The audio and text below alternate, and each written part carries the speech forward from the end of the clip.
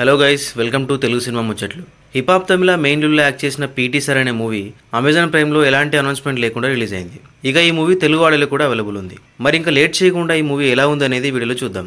Basic plot ఏంటంటే, కంగవేల్ GP metric స్కూల్లో PT సార్గా work చేస్తుంటాడు. స్కూల్ పక్కన ఉన్న జీపీ ఇన్స్టిట్యూషన్లో నందిని చదువుకుంటుంది. కంగవేల్కి నందిని నైబర్ అవడంతో ఇద్దరు చాలా క్లోజ్గా ఉంటారు. అయితే ఒకరోజు నందిని సూసైడ్ చేసుకోవడం చూసి కంగవేల్ తనని కాపాడుతాడు. అసలు ఎందుకు చనిపోవాలనుకుంటుందో తనకి చెప్తుంది. ఆ తర్వాత ఇద్దరు ఇంటికి వెళ్ళిపోతారు.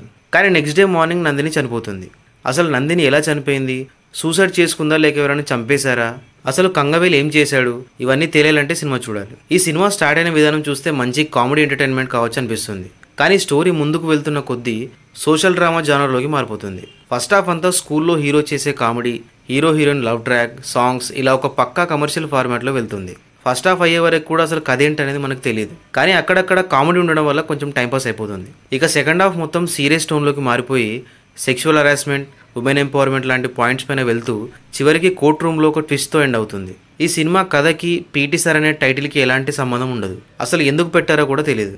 స్టార్టింగ్లో స్కూల్లో ప్రిన్సిపల్తో ఉండే ఒక సీన్లో పిల్లలకి స్పోర్ట్స్ ఎంత ఇంపార్టెంట్ అని హీరో చెప్తుంటే సినిమాకి యాప్ టైటిల్ ఏమో అనుకున్నా. కానీ ఆ తర్వాత స్పోర్ట్స్ అనే మాట ఎక్కడా వినపడదు. ఇక సినిమాలో చెప్పిన సెక్షువల్ హరాస్మెంట్ అనే పాయింట్ మీద కూడా చాలా సినిమాలు వచ్చాయి. అందువల్ల కొత్తగా అయితే అనిపించదు సినిమా. కానీ బోర్ కొట్టకుండా టైంపాస్ అయిపోతుంది. ఇక ఫ్యామిలీతో చూడొచ్చా అంటే అడల్ట్ కంటెంట్ ఏం లేదు, హ్యాపీగా చూసేయచ్చు. తెలుగు డబ్బింగ్ కూడా బాగుంది, కానీ సాంగ్స్ మాత్రం దరిద్రంగా ఉన్నాయి. ఇక యాక్టింగ్ విషయానికి వస్తే కంగవేల్గా హిప్ హాప్ తమిళ బాగానే చేశాడు. ఫస్ట్ హాఫ్లో కామెడీ సీన్స్లో బాగా చేశాడు. ఇక హీరోకి లవ్ ఇంట్రెస్ట్గా చేసిన కశ్మీర పరదేశి జస్ట్ ఓకే. తన క్యారెక్టర్కి ఎలాంటి ఇంపార్టెన్స్ లేదు ఈ సినిమాలో. అనికా సురేంద్రన్ ఉన్నది కాసేపు అయినా బాగా పర్ఫామ్ చేసింది. ఇక మిగతా యాక్టర్స్ లైక్ ప్రభు, దేవదర్శిని, మునీష్ కాంత్ పర్లేదు. టెక్నికల్గా పీటీ సార్ పర్లేదు.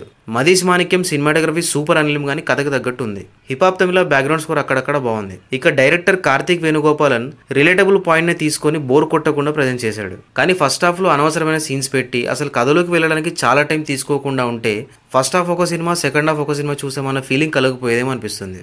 ఓవరాల్గా పీటీ సార్ ఒక్కసారి చూడొచ్చు. ఈ వీకెండ్కి ఒక లుక్ వేసేయండి, టైంపాస్ అయిపోతుంది. ఒకవేళ మీరు ఈ మూవీ చూస్తుంటే మీ ఒపీనియన్స్ని కమెంట్స్లో మెన్షన్ చేయండి. అండ్ ఈ వీడియో నచ్చితే ఒక లైక్ కొట్టి మా ఛానల్కి సబ్స్క్రైబ్ చేసుకోవడం మాత్రం మర్చిపోకండి. Thank you for watching this video.